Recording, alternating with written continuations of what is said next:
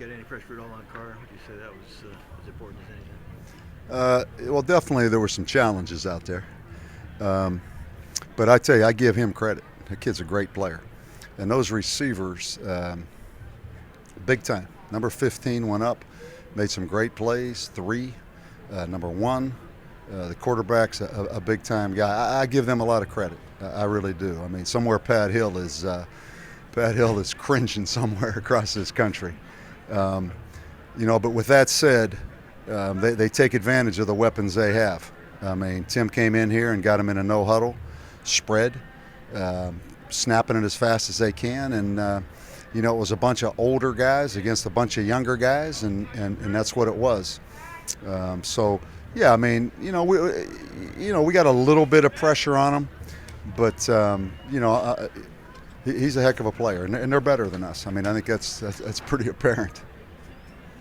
How would you assess Clayton's performance? A little wobbly, and it didn't help that, we came up here with some, Jamal Price situation. Calvin got hurt right away. Jamal had to play. I give those guys. I love these guys. I really do. I mean, no one understands. We played with 6 offensive linemen, and 2 of them were hurt, and I appreciate those kids so much. I mean, Calvin McDowney and Jamal Price both playing injured. Crusoe got a hip early, and they did a good job on defense. But I'm not sure they had a chance to see our offense. This was the perfect storm in that we really couldn't run option football. And you see what we are. I mean, if we can't scheme with where we are in the program right now, we have very little chance. We can scheme a little bit on kickoff returns.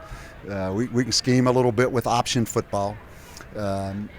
And all of a sudden, if we don't have those things going, the reality, the magnitude of what this job will continue to be is the reality of it. But with that said, I tell you something, I couldn't be more proud of these kids. I mean that. We'll look back on this someday and say, okay, we gave up 66 points to Colorado State.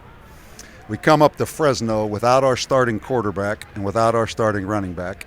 We had 5 linebackers hurt. Richard Winston pulled a hamstring on a kickoff return. So we played nickel the whole time, even when we knew they were going to run it. And then you saw Briggs limping around. Bowers went down early.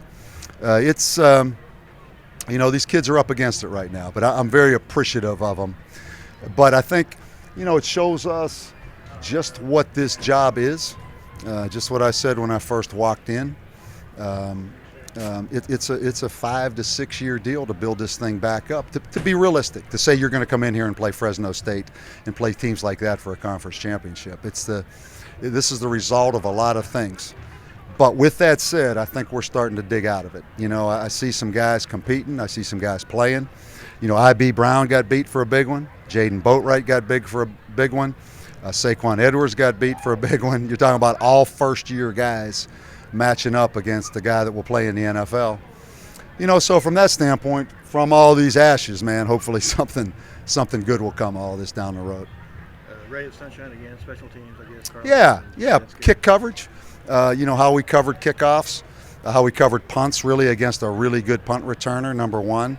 The kickoff return piece, the schematic pieces of it that you can scheme and spend maybe a little bit more time on something than somebody else spends on it, we're okay. It was just the perfect storm of our offense really could not sustain anything and control the clock and control the ball. And you keep putting anybody out there against that quarterback and those receivers, it's just a matter of time. And, Fresno, whoever they play, if the other team's offense can't control it, you're going to have a hard time matching up. You're going to have a hard time matching up against that caliber of receivers and quarterback. But a lot of credit to them. I mean, that's a good football team. You're not seeing heads down on the sideline or in the locker room? Other than mine. I put a hat on the second half, just trying to. No, you know what? I it's not that at all. I leave out of here with my head held high. These kids leave out of here with their head held high. Certainly, the cynic can look at it and say what it is right now, but I look at it more what it was and what it will be than what it is right now, because that's the reality of this, and anybody that's